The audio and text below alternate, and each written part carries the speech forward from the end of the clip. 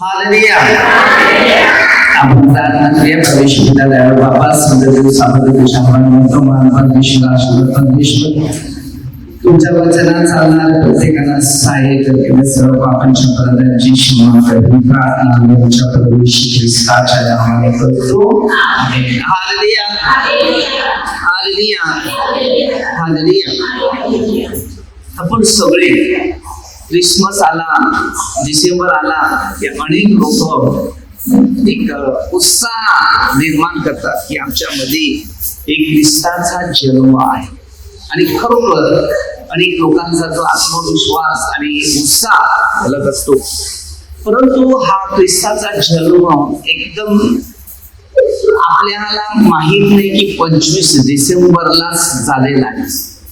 परंतु प्रत्येक मनुष्य हे 25 डिसेंबरची इंग्रजी महिन्यानुसार, मराठी महिने वेगळे आहेत, इंग्रजी महिने वेगळे आहेत. आणि इंग्रजी महिन्यामध्ये वेगळ्या परिस्थितीमध्ये हा ख्रिस्ताचा जन्म आहे. मराठी महिने म्हटलं जे बायबल मध्ये लिहिलेले आहे. हालेलुया. त्यामध्ये मार्च एप्रिल ह्याच महिन्यामध्ये ख्रिस्ती या नात्यामधला म्हणजे येशू ख्रिस्ताचा जन्म, त्याला नाताळचा सण बोलतो. नाताळ काय आलं, काय बोलतात, नात. हालेलुया. तर हा ख्रिस्त जो आहे म्हणजे जो प्रभू येशू ख्रिस्त जो आहे, हा ख्रिस्त लोकांच्या जीवनात म्हणजे हृदयाच्या घरामध्ये 10:17-18 मध्ये किंवा उत्पत्ती 2:7 मध्ये हृदयाच्या घरात हा जन्म, या बाहेरच्या घरात. त्या काळामध्ये लोकांच्या घरात दिवे सुद्धा नव्हते. तर बरीचशी कुटुंब तशी होती की घरामध्ये लाकडं जाळायची आणि त्या टायमाला माणशी सुद्धा सारखी भेटायची. तर गाडीची दगड असायची, ती दगडाने घासून घासून त्याची आग पडायची आणि त्या गवतामध्ये ते पेटवायचं, पानामध्ये ते पेटवायचं आणि त्याच्याने ती लाकडं घरामध्ये उजाळा आणि शेकाण्यासाठी ती परिस्थिती होती. जेव्हा येशू ख्रिस्त जन्माला आला किती आनंद झाला. आमच्यासाठी दाविदाच्या घरात तारणारा जन्मलेला आहे, तो ख्रिस्त प्रभू आहे.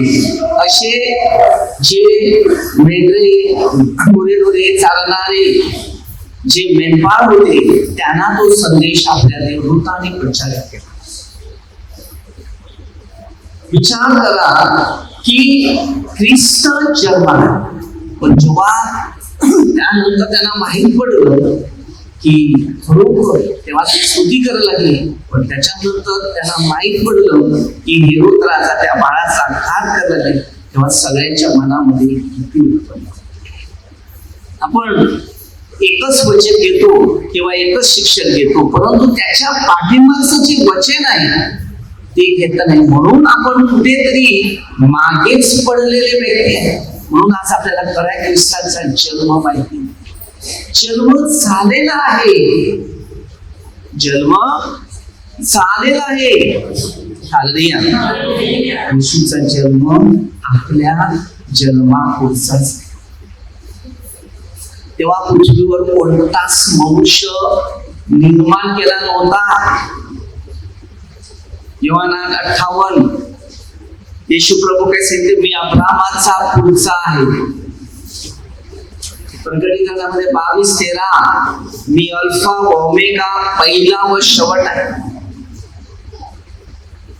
जेव्हा हे असे सण वगैरे आले ना, का मला खूप टेन्शन होते. माहिती नाही कशाला, की प्रभू तुझा स्वीकार करण्यासाठी लोक का मान्यता देत, का तुझ्या शब्दाच्या वाणीकडे लक्ष पुरवत. बघा, आपण मोहित आहे. येशूने 6:9 पासून प्रार्थना शिकवली, आम्हाला मुहान करतो.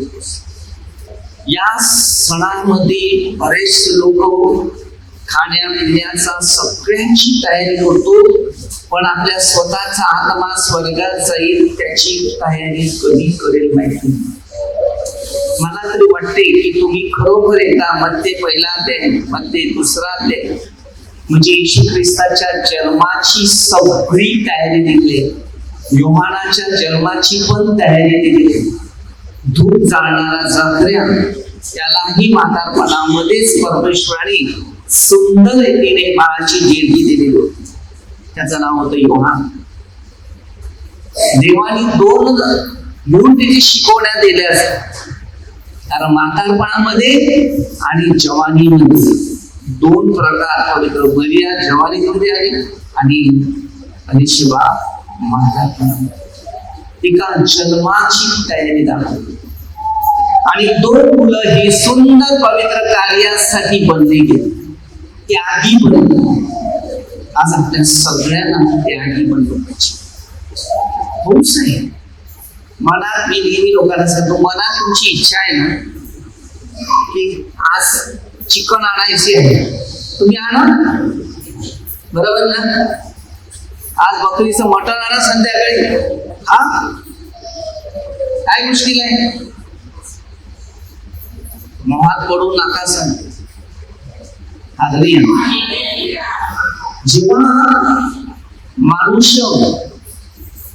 जेव्हा परमेश्वरच्या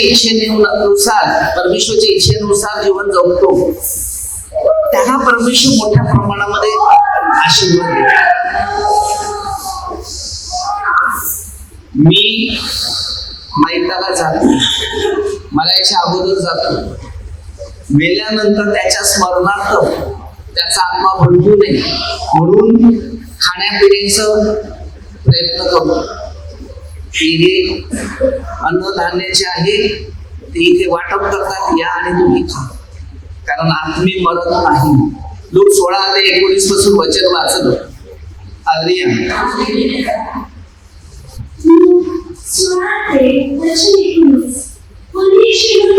पुढे श्रीमंत माणूस होता,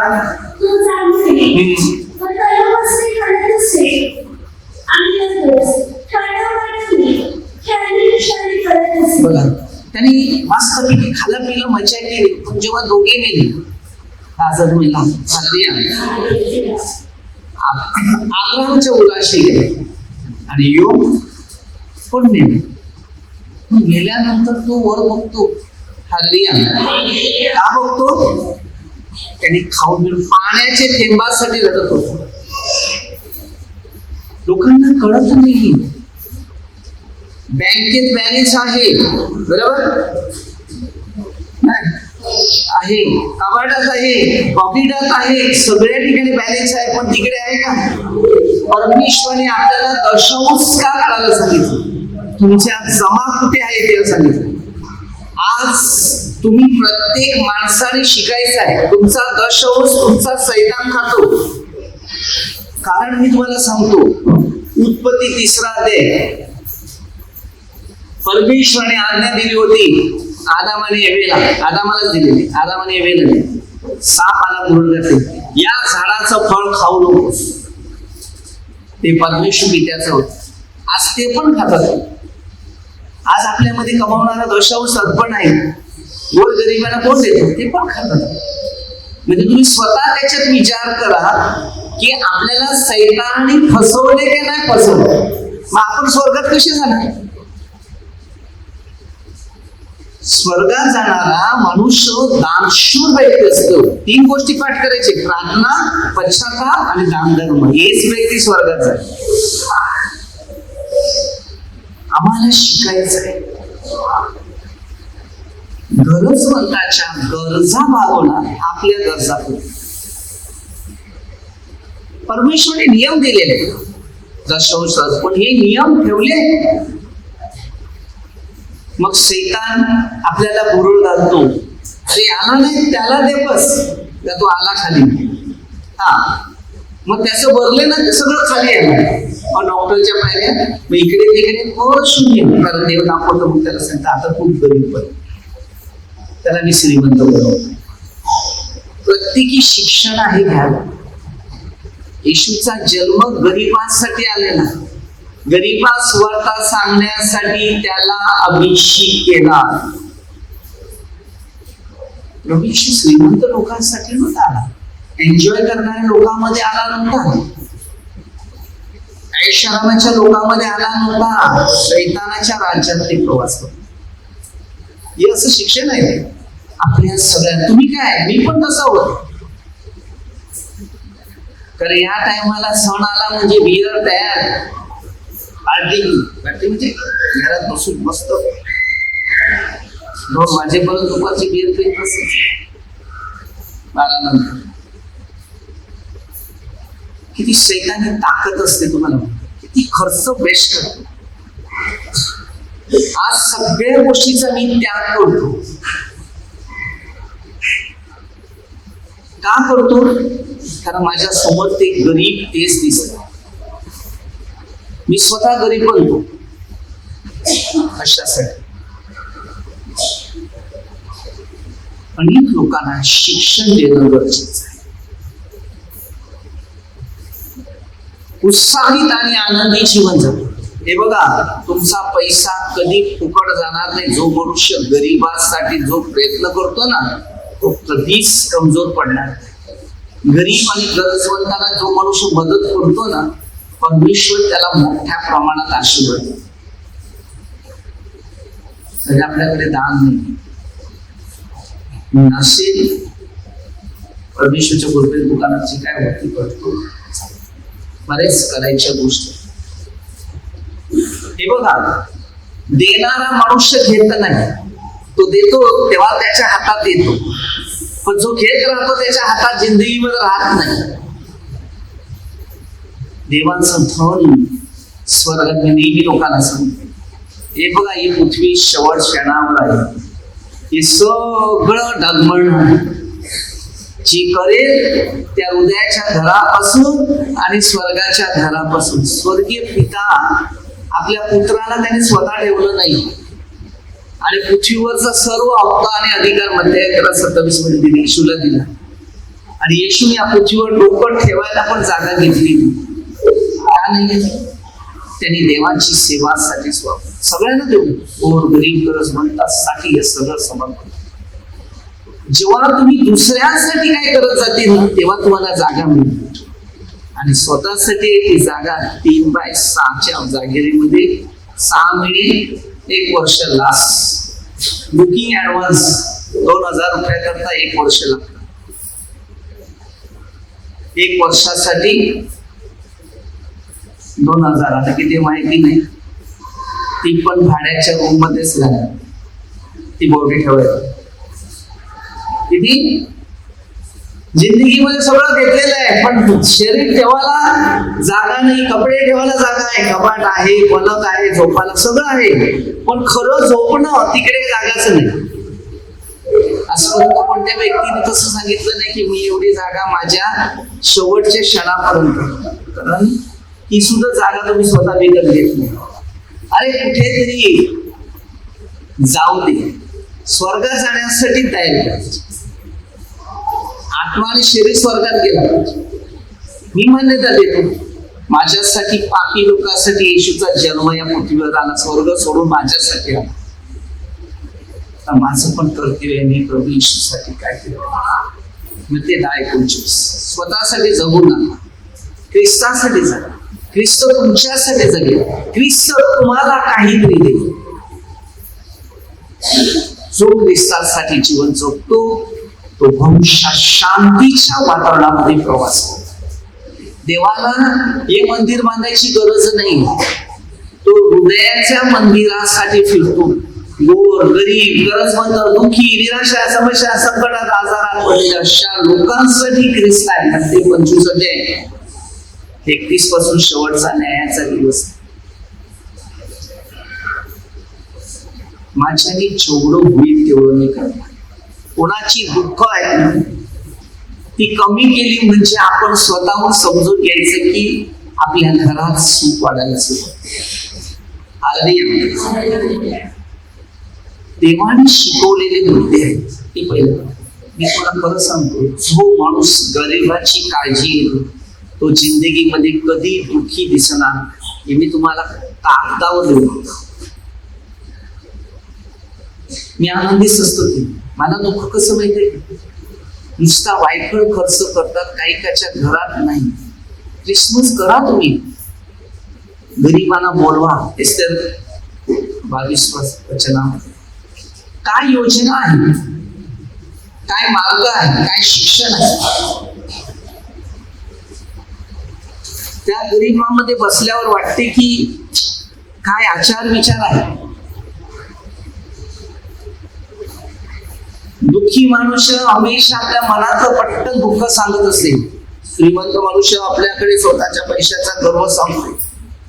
या जगात देवापेक्षा पैशाला जास्त डिमांड आहे. पैसा हा माणसाचा देव झाला. याच्याच मागे सगळे आहेत, प्रार्थनेच्या मागे. हे जीवन शून्य आकारात आहे, शून्य आकारात. एकदा करून बघा गरिबांसाठी. परमेश्वर त्यांना शिकवतो आणि परमेश्वर त्यांना शिकवून परमेश्वर त्याला घडवतो. आता आपल्या इकडे पहिले आपण किती गरीब होते, खोपटात राहायचे, झोपड्यात राहायचे, बरोबर. आता सगळे श्रीमंत झाले, ते विसरले. मध्ये 19:23 पासून वचन, श्रीमंताला स्वर्गाच्या राज्यात जाणं. म्हणून श्रीमंत एवढे होऊ नका की आम्ही गरिबी आमची विसरून आम्ही शैतानाच्या हातात जाईल, असं काही करू. मी पहिला पण तसंच होता, आता पण तसं, पुढे पण. लहानपासून माझ्या जन्मापासून मला ते आठवते. खूप श्रीमंत होते, कोणी मागायला तर हात भरून द्यायचा. आजपर्यंत हात माझ्या हातात तसंच. त्या परमेश्वर नेहमी मी धन्यवाद देतो. माझ्या पाप्यावर भोळ पाहिजे. तुमचं जगपर्यंत मन भोळ नसेल तर तुमच्या भविष्यात शांती कधीच नसते. करताना विचारधारा चांगली.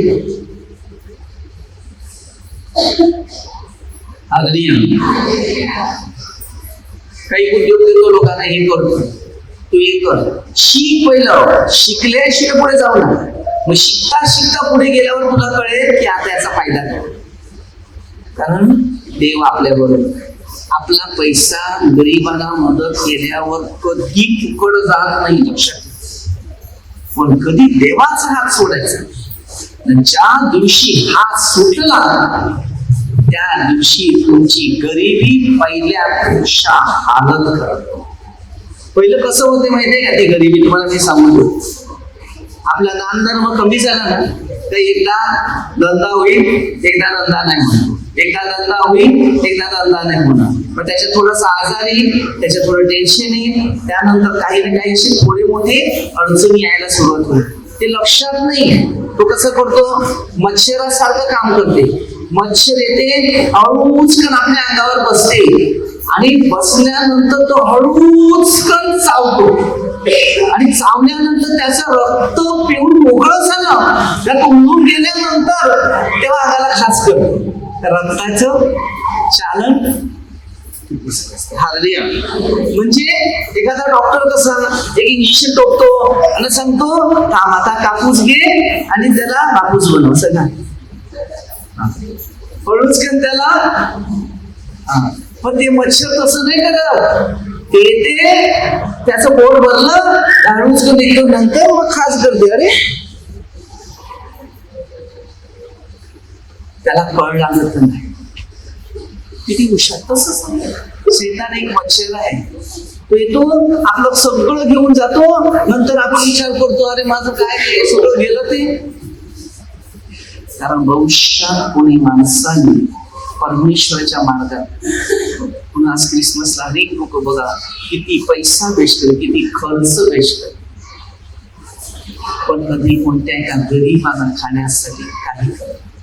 येशूचा जन्म मान्य करतो, उत्साह आहे, मला पण आनंद वाटते. कारण माझ्या बापासाठी तो आला नसता तर आजची कंडिशन माझी काय झाली.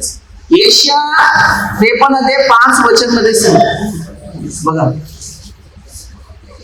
योहान मध्ये 1:29 हा पहा जगाचे पापे हरण कर.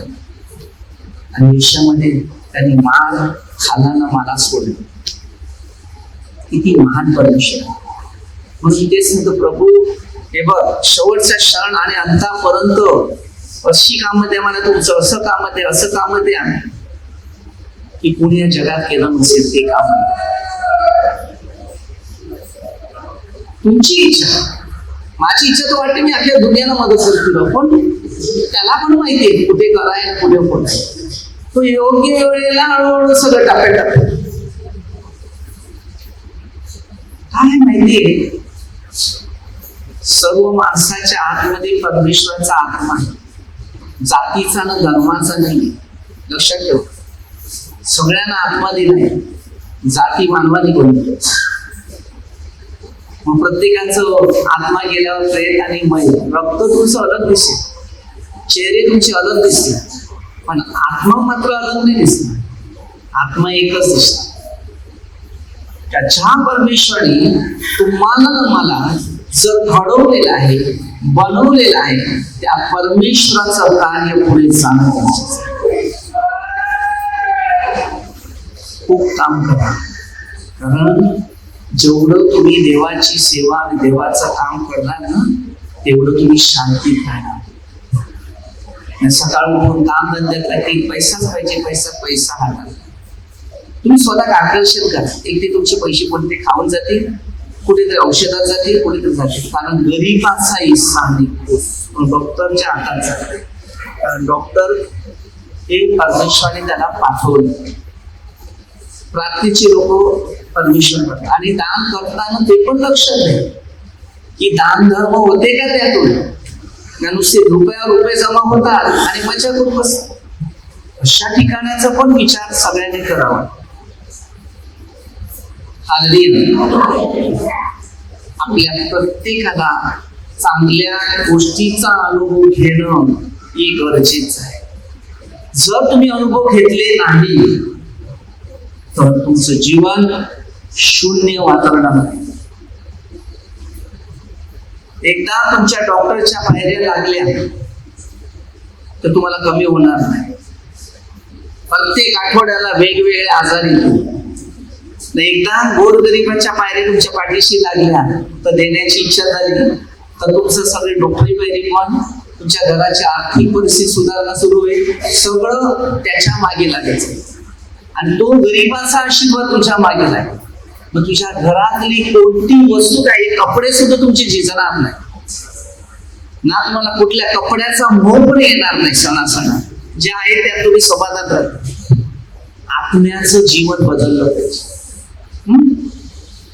आज किती क्रिसमसची तयारी आहे, कपड्याची तयारी, अंतःकरणाची नाही. कोणी माणूस फक्त सांगा की या क्रिसमसच्या टायमामध्ये येशू ख्रिस्ताचा जन्म होता, त्या अगोदर माझा आत्म्याचा जन्म झाला पाहिजे. योहान 3:3 मी नव्याने जन्म घेतला पाहिजे. मी एक रिट्रीट करते, माझ्या रिट्रीट मध्ये मी माझी सगळी स्वच्छाई मी करते, शब्दापासून, बोलण्यापासून, शरीराच्या वयापासून.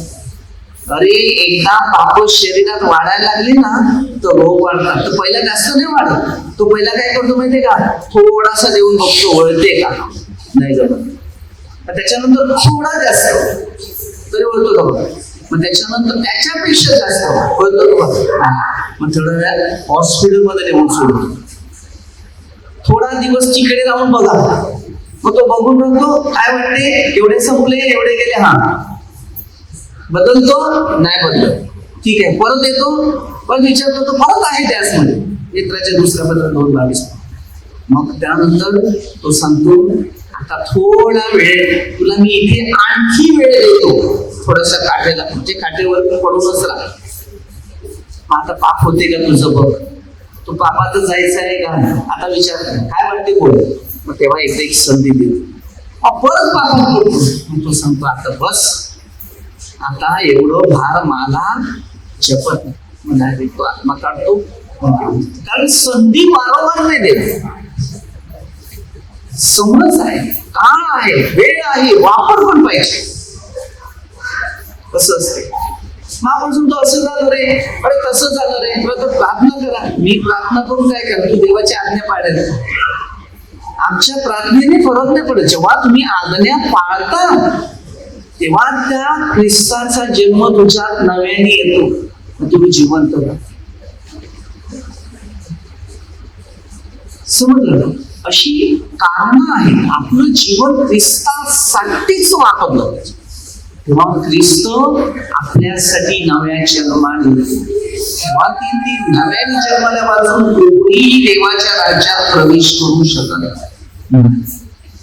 तर आता आपण छोटीशी एक प्रार्थना करूया. हे सर्जी पिता, प्रत्येकाला ख्रिस्ताचा जन्म कसा आहे, नव्याचा जन्म कसा, आत्म्याचा कसा, सामर्थ्याचा कसा, ज्ञानाचा कसा, दानाचा कसा, आमच्या घरात ख्रिस्ताला कशा प्रकारे वचनाद्वारे, शिक्षणाद्वारे, नियमाद्वारे आमच्या अंतःकरणात, आमच्या कुटुंबामध्ये कशा प्रकारे प्रवास करता यावा विशिष्ट प्रार्थना करूया.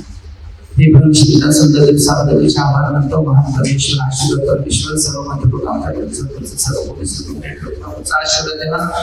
आपला आत्माने स्वर्गाचा विशेष प्रार्थना ही प्रार्थना येशूच्या नावाने करतो. आमेन. हालेलुया.